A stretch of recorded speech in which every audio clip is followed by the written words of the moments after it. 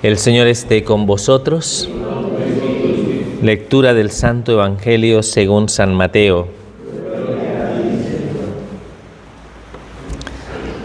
En aquel tiempo dijo Jesús a sus discípulos: Si tu hermano peca contra ti, repréndelo estando los dos a solas. Si te hace caso, has salvado a tu hermano. Si no te hace caso, llama a otro o a otros dos, para que todo el asunto quede confirmado por boca de 2 o 3 testigos.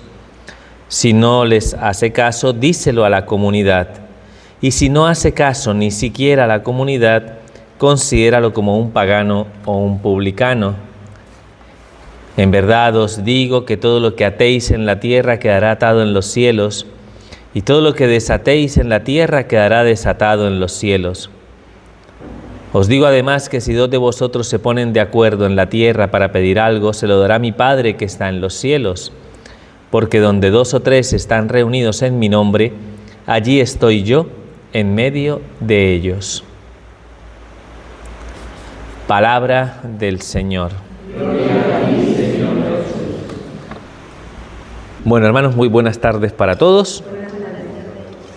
Las lecturas que hemos escuchado hoy en la palabra de Dios, pues van a hacer referencia fundamentalmente a algo, ¿no? Que se trata de la mediación que Dios utiliza para de esa manera hacer llegar al pueblo de Dios el contenido de su alianza, ¿de acuerdo?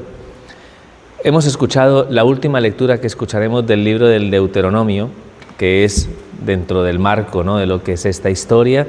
No sé si lo dije en algún momento durante estos días, que en el libro del Deuteronomio se recogen unos discursos que Moisés le dice al pueblo justo antes de entrar a la tierra prometida, que son como su testamento espiritual, vamos a decirlo así, de esta forma, y permite que de algún modo el pueblo de Israel haga un recorrido a través de todos los acontecimientos que han tenido lugar en esta historia del libro del Éxodo, desde la salida de Egipto hasta la llegada a la tierra prometida, ¿no? Con lo cual, de algún modo, la misión de Moisés llega a su fin, ¿de acuerdo? Como lo decíamos en el día de ayer, pues ya Moisés había alertado y había dicho al pueblo que él no introduciría al pueblo de Dios en la tierra de la promesa, que sería Josué, el hijo del hijo de Nun, que era su asistente personal, un jovencillo, el que finalmente asumiría esa responsabilidad. Y es de esa manera como la palabra de Dios nos presenta pues la subida, ¿no?, de Moisés hasta el monte Nebo, actual territorio de Jordania, y desde allí, desde el monte Nebo, pues más o menos se contempla, ¿no?, digamos desde hasta donde alcanza la mirada, un vasto territorio, ¿no?, del contenido de esta promesa, ¿de acuerdo? Es una garantía, ¿no?, de fidelidad de Dios para con Moisés. Vas a ver la tierra, ¿no?, que yo prometí a vuestros padres, ¿de acuerdo? Lo que le da sentido al porqué de tu misión, lo que hizo que de alguna manera entendieras el porqué, salía a tu encuentro en la zarza ardiendo, ¿no? Recordáis, ¿no?, que este pasaje ya lo leímos, ¿no? Y cómo de algún modo a través, ¿no?, de ese Dios, ¿no?, que se puso delante, ¿no?, de él, se lograron signos y portentos extraordinarios, ¿no? No hay ninguno como Moisés, dirá, ¿no?, el gran legislador, el que de algún modo ofreció esa mediación y que de algún modo hablaba con Dios cara a cara. Recordáis que de algún modo cuando Moisés, ¿no?, tenía esos encuentros con Dios en la tienda del encuentro, salía con su rostro resplandeciente, ¿no? Algo extraordinario. Y sin embargo, a pesar, ¿no?, de lo extraordinario, nos damos cuenta que la función de la mediación en sí misma siempre de algún modo plantea, como decíamos en el día de ayer, solo un valor de necesidad. El único necesario es Dios, ¿de acuerdo? Es verdad que el pueblo de Israel, ¿no?, pues agradecido, ¿no?, por la función de mediación pues que ha realizado Moisés, pues realiza, ¿no?, pues este gesto de durante 30 días de alguna manera guardar duelo, ¿no?, por el dolor que experimentaba su corazón al ver que aquel que había de algún modo conducido a su pueblo durante todo este tiempo cerraba sus ojos a este mundo, ¿de acuerdo? Ante la inquietud, ante la zozobra, ¿no?, que podía provocar, ¿no?, esa realidad, ¿no?, pues es la confianza que se deposita en aquel a quien Moisés le transmite y le comunica, ¿no?, esa gracia a través de la imposición de las manos, Fijaos, ¿no? Un signo que actualmente en la Iglesia sigue de alguna manera, ¿no?, testimoniando la comunicación de la gracia del Espíritu Santo para el cumplimiento de esa labor de mediación, especialmente en los diáconos, en los presbíteros y en los obispos, ¿no? ¿De acuerdo? La imposición de las manos es la forma como de algún modo se consagran, ¿no?, actualmente a los sacerdotes, ¿no?, en la nueva alianza, ¿no?, a la dinastía sacerdotal, ¿no?, a la que cumple ahora esa función de mediación. ¿De acuerdo? Pues por esa razón, ¿no?, pues como lo decíamos en el día de ayer, sin quitar méritos, evidentemente, ¿no?, a la misión que realizó Moisés y recordando todo lo que de algún modo aconteció a lo largo de estos 40 años de peregrinación del pueblo en el desierto, lo que de algún modo nos queda claro es que el Señor se sirvió de Moisés como un instrumento de gracia para que el pueblo pusiera solo su confianza en el Señor. ¿De acuerdo? Si esa función de mediación se realiza de esa manera, entonces el objetivo de alguna manera ha sido cumplido, ¿de acuerdo? Y podríamos decir que Moisés descansaría en paz, sabiendo que ha hecho lo que tenía que hacer. Su misión ha llegado a su fin y ahora le corresponde a Josué pues llevar a cabo el cumplimiento de esa tarea, la conquista de la tierra, porque cuando llegan a esta tierra, la tierra está ocupada. Entonces viene una época que va a ser la época de consolidación y de conquista de la tierra de la promesa. Y ahí el personaje fundamental va a ser Josué. Por tanto, ¿con qué lectura empezaremos mañana? Pues con Josué. ¿De acuerdo? Así que bueno, simplemente pues lo que quiero recordar es fundamentalmente eso, ¿no? Y recordar lo importante que es para nosotros confiar en la mediación que utiliza Dios para hacernos llegar el contenido de su alianza. ¿De acuerdo? Si de algún modo en ese aspecto somos dóciles y obedientes, ¿no?, a esa mediación, pues muy probablemente veremos también en nosotros el cumplimiento de esas promesas, que para nosotros son promesas de vida y de vida eterna, ¿no? Evidentemente ya nosotros no ponemos nuestra mirada en una tierra, ¿no?, o no la ponemos en este mundo, sino la ponemos en el mundo venidero, ¿no?, en la gloria celestial, ¿no? Por tanto, de algún modo la Iglesia cumple de algún modo esa tarea como mediadora, ¿no?, de la nueva y eterna alianza, para que todos nosotros de algún modo llevemos a cabo el cumplimiento, ¿no?, de esta tarea. Y evidentemente todos los que cumplimos y asumimos esa responsabilidad, pues de alguna manera pues también partiremos de este mundo, ¿no? O sea, no somos eternos, porque de algún modo cualquiera de nosotros debe entender que su misión es la de ser un instrumento de la gracia de Dios para que se manifiesten, ¿no?, los proyectos divinos, ¿no? ¿Queda claro eso? Por tanto, ¿dónde tiene que estar puesta la seguridad? En Dios y en el cumplimiento de sus promesas, ¿de acuerdo? Todo lo demás pasa. De hecho, nosotros pasamos, no somos eternos, ¿de acuerdo? Pasaremos y sin embargo, y muy probablemente dormiremos y entregaremos nuestra vida al Señor sin que se haya manifestado, ¿no?, el cumplimiento definitivo de su promesa de salvación, ¿de acuerdo? Simplemente la contemplaremos, ¿no?, desde la distancia, ¿no?, desde el anhelo del corazón que espera la segunda venida de Cristo, ¿no?, para que en definitiva todo lo que de algún modo condiciona el corazón del hombre sea vencido y seamos partícipes de la gloria y de la inmortalidad. Pero tenemos que ser consecuentes con eso. Aquí ninguno de nosotros es necesario. Ninguno. Todo de algún modo adquiere un valor relativo cuando consideramos realmente aquello en lo que debemos apoyar el corazón, que es Dios. Y esa es toda la pedagogía del Antiguo Testamento en lo referente a la peregrinación del pueblo de Israel en el desierto. Esa es la gran misión que el Señor le encomendó a Moisés. Acompaña a este pueblo porque este pueblo, ¿cómo es? Duro de servir. Es difícil, ¿no? Es difícil. Menos mal que no pasa eso ahora. Menos mal que no pasa, ¿no? Es la misión que se le confía fundamentalmente. Ayuda a que este pueblo entienda que debe poner su confianza en Dios. Y si se pierde en otra cosa, pues al final, de algún modo, eso es lo que de alguna manera define nuestra desgracia, en definitiva, ¿no? Que nuestra falta de fe y nuestra falta de adhesión de corazón al Señor, nuestra obediencia de fe al cumplimiento de lo que el Señor quiere y pide de cada uno de nosotros, pues haga que en algún determinado momento, ¿no?, pues perdamos el norte, ¿no?, y nos quedemos de alguna manera condicionados por aquellas falsas seguridades en las cuales muchas veces se posiciona el corazón. Pensad lo que os roba la paz, pensadlo, cerrad los ojos. ¿Qué me roba la paz? y os daréis cuenta que no tiene tanta relevancia. Os lo digo con el corazón. Cerrar los ojos, hacer ese acto de confianza y decir, ¿qué me preocupa en este momento? Y te puedo asegurar que si de algún modo le permites a Dios mirar esa misma realidad, Dios dirá, no es nada lo que te asusta y lo que te preocupa. No es nada. Aquí estoy yo, soy el garante del cumplimiento de esta alianza. Fíate de mí y llegarás a la tierra prometida. ¿De acuerdo? Sí. Dicho esto, yo ya puedo... Ya me iré a descansar, ¿no? ¿Me explico? Descansaré, ¿no? Me iré a mis vacaciones merecidas a Bora Bora. No. Ojalá. No.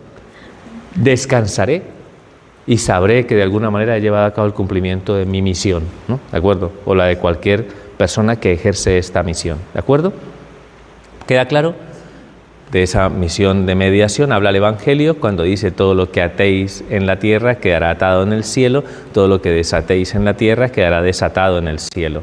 Fijaos lo importante que es comprender, ¿no?, el alcance de esta función de mediación, ¿de acuerdo? La confianza que debemos poner de alguno en que Dios actúa a través de la Iglesia en sí. Claro, para todos nosotros eso es como... Qué difícil es aceptar eso, ¿no? Que de algún modo esa mediación esté condicionada por la fragilidad de la Iglesia y de sus miembros, ¿no? ¿De acuerdo?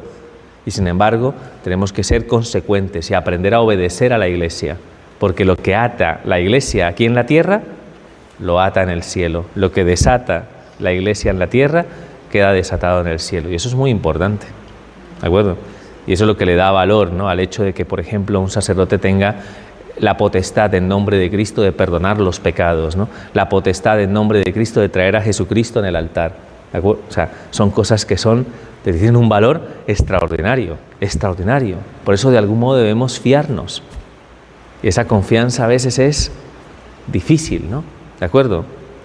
Así que vamos a pedir esa gracia especial, ¿no?, para que de algún modo confiemos en esa misión de mediación que el Señor le ha confiado a la Iglesia institucional. ¿De acuerdo?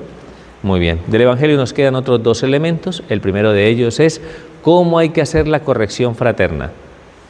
Si tú quieres corregir a alguien, ¿cómo tienes que hacerlo? Empezando porque lo primero que tienes que aprender es que cuando veas algo que no te gusta de tu hermano, lo que no tienes que hacer es murmurarlo a sus espaldas o criticarlo y condenarlo cuando esa persona no está presente. Eso es un deporte olímpico y tendríamos seguramente medalla de oro todos, ¿no? ¿De acuerdo?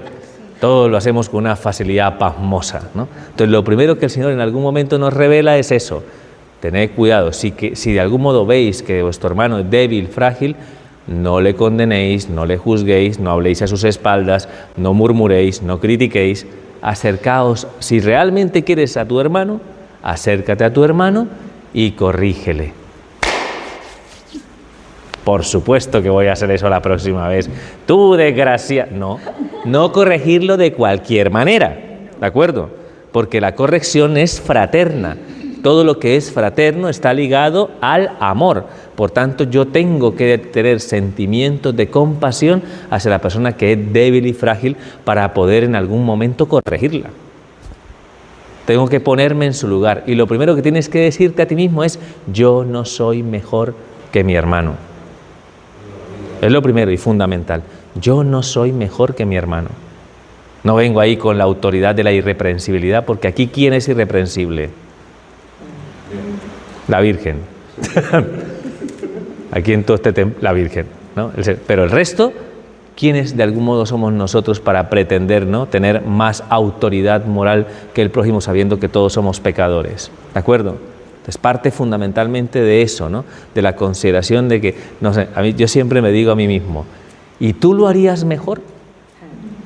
Es que los políticos corruptos, que de alguna parte, tome esta bolsa, ¿no? A Bora Bora. La ocasión es la que hace al ladrón, en definitiva. ¿Cuál de nosotros no sentiría tentación de algún modo de ser de alguna vez corrupto, ¿no?, si de algún modo nosotros luchamos contra la ambición y contra la codicia todo el tiempo? Pero es fácil juzgar desde fuera la condición del otro, porque nosotros nunca nos ponemos en el lugar de los demás y nunca somos conscientes, ¿no?, del alcance de nuestra vulnerabilidad. ¿De acuerdo? Hay que tener empatía con el pecador. Hay que tener sentimientos, que el mejor sentimiento que podemos desarrollar es la compasión hacia el pecador. Si tienes sentimientos compasivos, puedes corregir. Si no tienes sentimientos compasivos, la corrección va a generar un conflicto. Sí o sí. Pero tengo la razón, da igual, porque no lo haces con caridad. Y cuando te presentas de esa manera y corriges de esa manera, nunca va a producir eso un buen fruto en el corazón de los demás. Y normalmente cuando damos, como hay gente que de algún modo incluso se da, ¿no? Yo siempre digo la verdad. Yo no le oculto las cosas, yo se las digo de frente. Entonces se cree que es muy virtuoso por eso, ¿de acuerdo?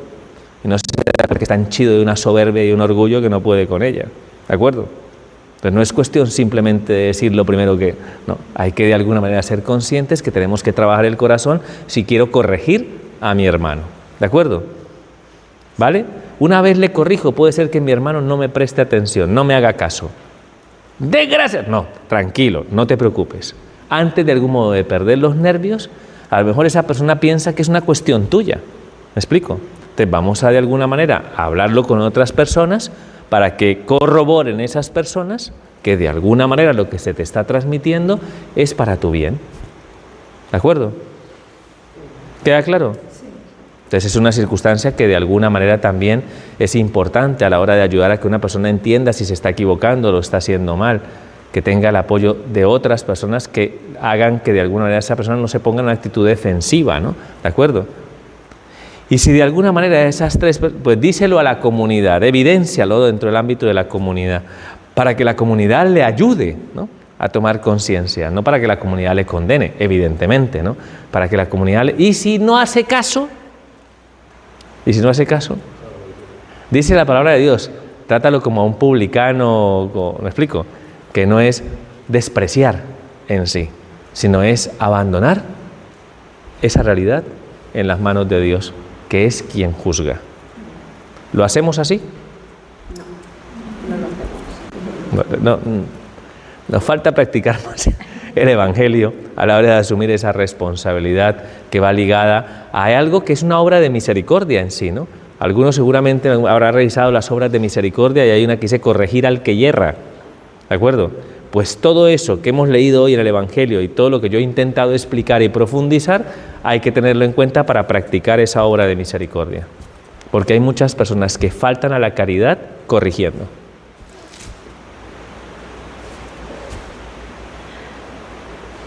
Corregir con rabia, mal. Corregir con dolor, mal. Corregir con resentimiento, mal. O sea, hay que trabajar el corazón y hay que pedirle al Señor esa gracia, pues sabemos que cuando corregimos sin caridad, perdemos completamente autoridad moral. ¿De acuerdo? ¿Queda claro? Pues vamos a pedirle al Señor esa gracia para que nos ayude a todos, ¿no?, a trabajar ese aspecto de nuestra vida. ¿Queda claro? Muy bien. Y el final del Evangelio era lo que sí, que de alguna manera que al final del Evangelio viene a decir algo así, ¿no? Como que si de algún modo nos ponemos de acuerdo en pedirle algo al Padre, el Padre de alguna manera nos lo concederá. Y la frase que hoy tenemos que meditar es esa frase que dice, porque donde 2 o 3 estén reunidos en mi nombre, ahí yo estoy en medio de ellos, ¿no? Es esa presencia del Señor en medio, ¿no?, de lo que es la realidad de la eclesialidad y de la comunión. ¿Me explico? Es bonito considerar que por el bautismo todos hemos sido incorporados a Cristo y se ha generado un misterio que llamamos el misterio del Cristo total, que es la Iglesia, cabeza y cuerpo. Por tanto, cuando la Iglesia se reúne en oración, cuando la Iglesia en algún momento hace cualquier tipo de actividad, ¿no?, buscando a Dios, ¿quién está de algún modo como garante de esa comunión de la Iglesia? El que es nuestra cabeza. Por eso Cristo se hace presente a través de su Espíritu, que es el que anima la comunión. Por eso crea una comunión mutua de súplica, ¿no?, dirigida a Dios, ¿no? ¿Me explico? Porque todo lo que es de Cristo crea comunión crea unidad, ¿de acuerdo? ¿Y qué creéis que hace el demonio? Malmete y divide, ¿de acuerdo? Por eso se le llama el diablo, que viene de diabolos, que significa el que divide, ¿de acuerdo? Esa es la etimología de la palabra diablo. Diablo es el que divide. Esta persona está dividiendo, diablo. Está muy diablo, ¿no?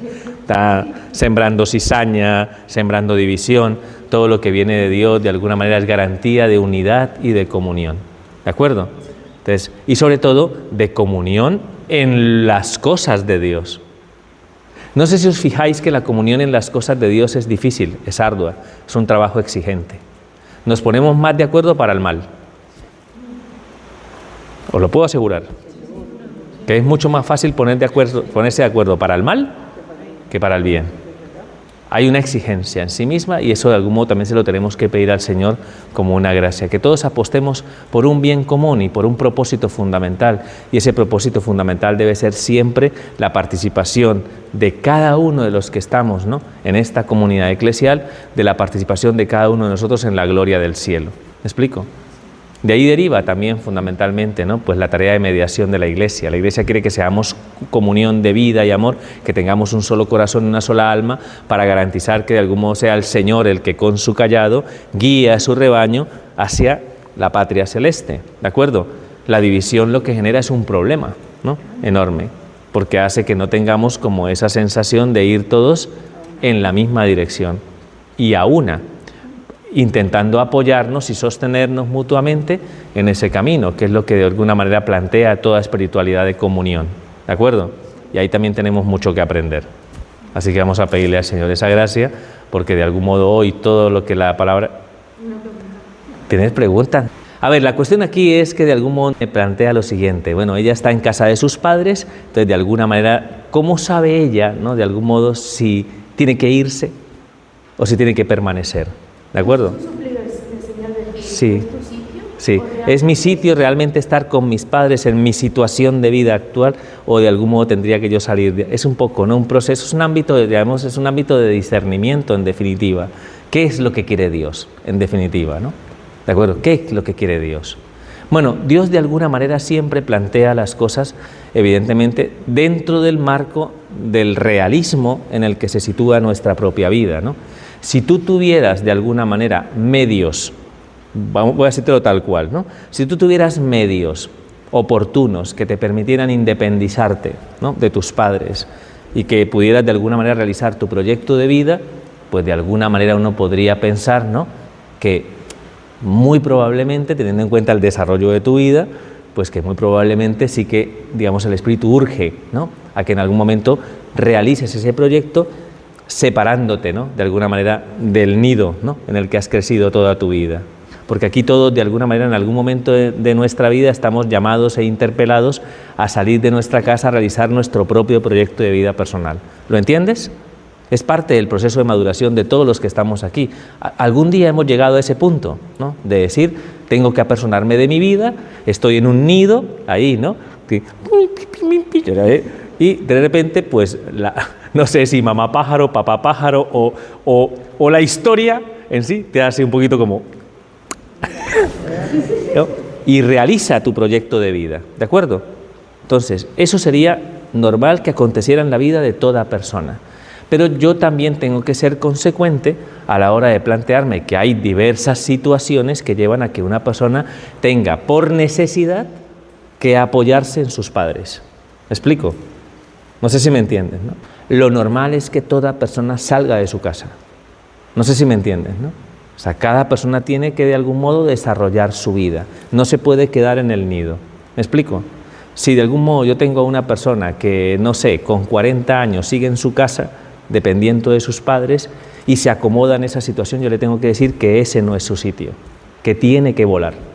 ¿Me has entendido? Es lógica de vida, en definitiva, ¿no? Entonces, cualquier circunstancia que en algún momento lleve a que una persona se quede como demasiado atada a la comodidad, ¿no?, de unas seguridades concretas y no desarrolle su vida, pues la obligación de unos padres o de cualquier persona que ejerza el ámbito del discernimiento sería, mira, tienes que volar. No sé si me entienden, ¿no? Entonces puede ser que de esa perspectiva la respuesta sea clara desde el principio. A lo mejor no es tu sitio si de alguna manera lo que se plantea es el desarrollo de tu vida. Entonces te estoy diciendo que hay una salvedad a ese discernimiento que yo estoy haciendo. Y es que muchas personas, de alguna manera, ante diversas situaciones de vida, tienen que de alguna manera encontrar apoyo en sus padres. Y a lo mejor es inevitable enfrentar la situación humillante, porque es una situación humillante, de decir tengo que regresar a mi nido o tengo que permanecer en mi nido, porque de algún modo las situaciones de vida me han dado pues un golpe de estos, ¿no? Que algunos te dejan a ti cao. ¿Me has entendido? Entonces, sí que es cierto que en algún momento, si una familia brinda apoyo y yo no quiero recibir ese apoyo porque soy orgulloso, porque soy prepotente, porque no quiero admitir que me he equivocado y que he fallado en la vida, no sé si me entiendes, ¿no? Puede ser que en algún momento el Señor te pida eso en humildad, acepta la ayuda de tus padres. Pero inmediatamente yo te plantearía dentro de ese...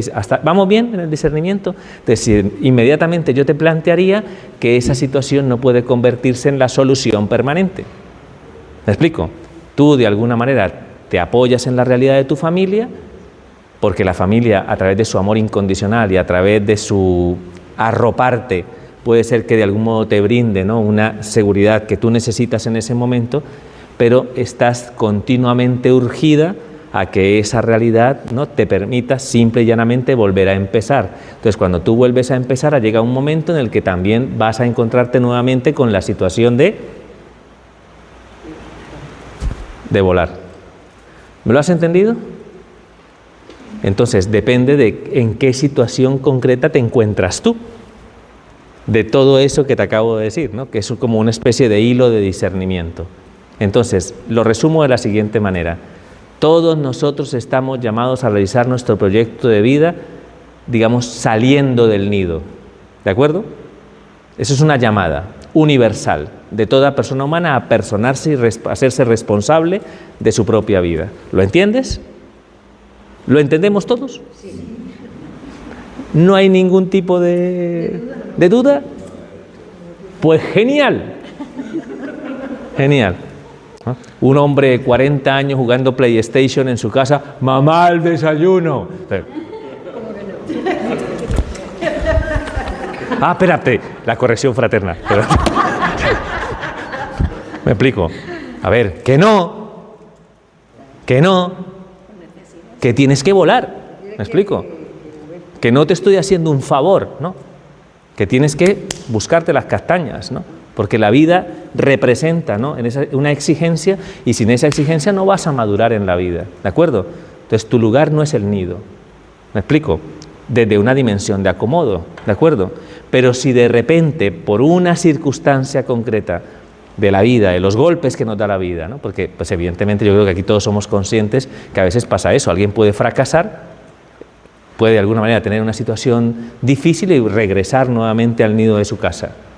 Eso pasa mucho hoy en día, sobre todo y especialmente en situaciones de ámbito económico, donde muchas personas son incapaces de responder ante esa exigencia, sobre todo y especialmente, bueno, no voy a ahondar demasiado, porque no aquí me voy a quedar, ¿no?, pues porque es otro tema, de otro costal, pero entiendo que a veces hay quien se apoya en los abuelos o se apoya en unos padres, me explico, para poder salir adelante.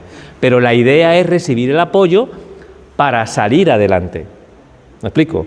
No es recibir el apoyo para que te quedes enfrascada en el apoyo. O sea, te viene muy bien recibir ayuda, recibir soporte, recibir cariño, recibir afecto, pero al final la vida se impone y hay que asumir responsabilidades ante la vida. Si no quieres asumirlas, entonces de alguna manera no vas a madurar nunca. Pero es bueno a veces tener ese soporte. Y a veces hay personas que por el orgullo no quieren aceptar ese soporte.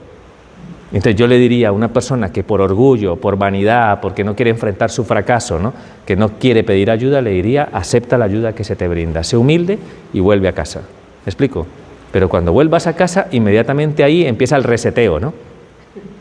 Reseteo significa, pues voy a empezar de alguna manera, ¿no?, pues a trabajar en mi vida para que de alguna manera, en algún otro momento, vuelva a retomar lo que la vida me pide. ¿Y qué me va a pedir la vida? Y que asuma compromisos, porque el asumir compromisos requiere evidentemente para todos nosotros un trabajo de esfuerzo y de dedicación. Es que yo conozco la gran mayoría aquí de los que estamos y todos han tenido que alguna vez asumir esa responsabilidad ante la vida y muchos con sacrificio, ¿de acuerdo? Para muchos de aquí no ha sido fácil estar donde están. Quizás nuestra generación es más, en ese aspecto, más débil, más frágil, ¿no? Nuestros jóvenes, porque todo lo han tenido un poquito más fácil, ¿no? Pero la gran mayoría de gente entiende que cuando en algún momento la vida nos plantea esas exigencias, eso de alguna manera para nosotros representa un crecimiento y una maduración en nuestro propio proceso y desarrollo de vida. ¿Alguien aquí lo duda? No, está bien, ¿no? O sea, simplemente yo te digo que a veces hay cosas muy personales que a lo mejor ahí dentro los podemos hablar más tranquilamente. ¿Vale? Así que mis queridos pájaros, ya sabéis lo que dice el mediador. El mediador dice que a volar, ¿de acuerdo? Así que ánimo en esa tarea, ¿de acuerdo? No os sintáis ante eso interpelados, porque simplemente lo que el Señor quiere y pretende a la hora de mostrarnos el cumplimiento de su voluntad es que asumamos una responsabilidad ante la vida. Y es verdad que es más fácil y más cómodo quedarnos siempre atascados. Pero eso no te madura. Entonces hay que de alguna manera tirar para adelante. ¿Me explico? ¿Eso ha sido fácil para usted, Benito? No. ¿Ha sido fácil para usted? Con la gracia de Dios todo se puede. Pero al final hemos tenido que asumir decisiones y compromisos y responsabilidad y trabajar y madurar el corazón a pesar de tu miseria. ¿Me explico? Pero hay que ir hacia adelante. Hay que ir hacia adelante. Yo a ninguna persona le permito que se estanque. ¿De acuerdo? A ninguna. Hay que volar. Así que vamos a pedirle esa gracia al Señor para que de algún modo nos ayude a todos pues a aceptar lo que la Iglesia como madre y maestra en la Escuela de la Fe nos invita a vivir, para que de algún modo se produzca ese efecto, ¿no?, de la maduración y el crecimiento de nuestro corazón. Así que así sea. Bueno, se lo encomendamos a estos santos. Es gracioso. Ponciano e Hipólito eran enemigos, que lo sepáis. O sea, no se llevaban bien. O sea, fue tremendo, ¿no? Porque uno de algún modo tenía otras ideas, el uno le declaró antipapa, en fin, bueno, tuvieron un follón los dos y al final, claro, estos eran cuestiones teológicas, ¿no?, que evidentemente generaron ese conflicto entre Ponciano e Hipólito, pero luego la persecución de los romanos les unió en su destierro y en su martirio, con lo cual, de algún modo, estos que no se podían ver en pintura terminaron celebrando hoy su memoria. Qué bueno es el Señor, ¿eh? Qué bueno es el Señor, que al final nos pide que enfrentemos lo que tenemos que enfrentar. No sé si me entendéis. Que hoy podamos decir, Ponciano e Hipólito es para reírse. El quien sabe la historia, de algún modo dice, ostras, es que esto es extraordinario, ¿no? De alguna manera, a pesar de que tuvieron sus desavenencias en vida, el Señor los unió en el testimonio de su muerte. Y se celebra su memoria conjunta, porque ambos perdieron la vida en la misma persecución. Y se les venera como mártires. Así que ya lo sabéis, por si acaso ahí tenéis peleas entre algunos, ¿no? Al final, a ver si termináis en la misma caja. Así que ánimo. Gloria al Padre, al Hijo y al Espíritu Santo.